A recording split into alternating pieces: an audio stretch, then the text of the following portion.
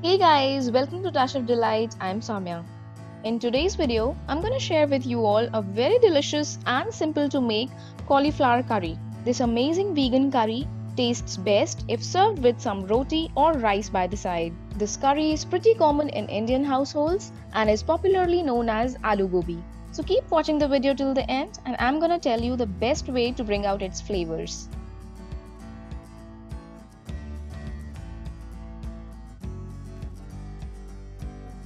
For this, here I have taken some florets of cauliflower. Now, what I did is, I cut out these florets from the cauliflower and then I blanched them for 3-4 minutes. So by blanching I mean, I dropped them all in boiling water and kept for 3-4 minutes and took it out.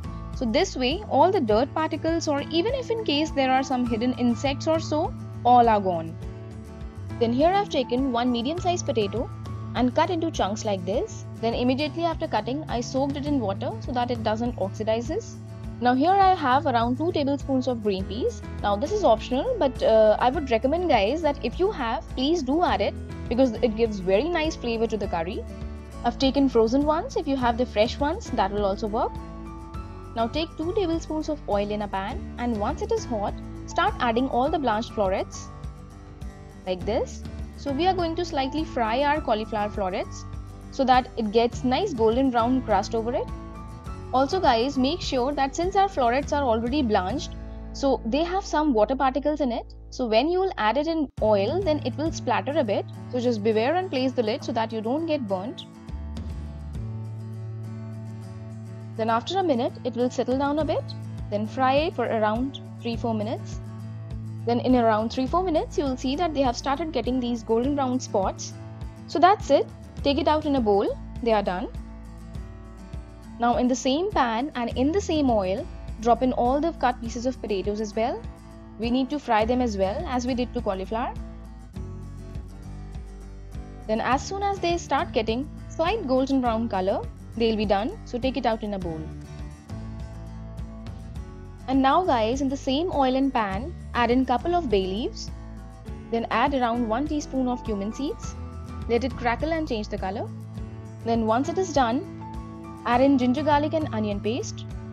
So I blended 1 onion, 3 cloves of garlic and 2-inch piece of ginger together in a blender. Now stir and cook until its rawness goes away. Now meanwhile our masala is cooking, let's add some dry spices. So in goes half a teaspoon of turmeric powder, 2 teaspoons of coriander powder, then 1 teaspoon of red chili powder. This is optional or you can add it as per your taste. Then half teaspoon of garam masala powder, and finally the most important ingredient, the salt. This also has to be as per your taste. Then mix everything together, saute it properly. Then once it is done, leave it on an open flame for few minutes and let it cook. Then within 3-4 minutes you'll see that the masala is all dried up and has also gathered. See, it will become something like this. So this is the sign that it is nicely cooked. Now at this stage, add in freshly blended tomato. So this is the tomato paste. This is not canned. I just made it. So what I did is I blended 1 large size tomato in a blender jar and added into it. Now stir and cook everything for around 3-4 minutes. Then once it is done, time to add in all our vegetables. So in goes our both cauliflowers as well as potatoes.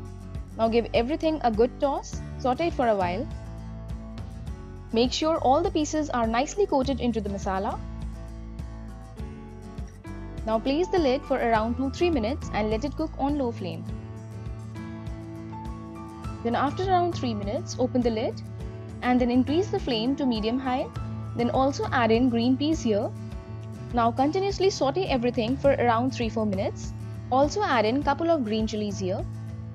Now this is optional guys, as we have already added red chili powder. Make sure your flame should be continuously at medium-high. Now time to add in water. So add around 1 glass water guys, because eventually after boiling the water will reduce. So add in good quantity of water. Then once it starts boiling rigorously, just lower down the flame to low medium and then place the lid and let it cook for final 10 minutes.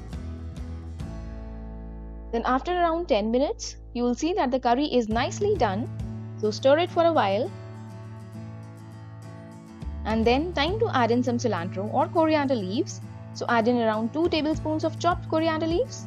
Then give everything a final mix and then take it out in a serving bowl and enjoy. As I said, this makes an amazing combo with some rice or roti by the side. So do give this simple, easy and delicious recipe a try at your homes and treat your taste buds. So that's it guys. If you like my recipe, hit the like button and do not forget to subscribe to my channel. Also hit that bell icon so that you do not miss any of my videos. Till then, you guys take care of yourselves. I'll be back very soon. Thanks for watching. Bye bye.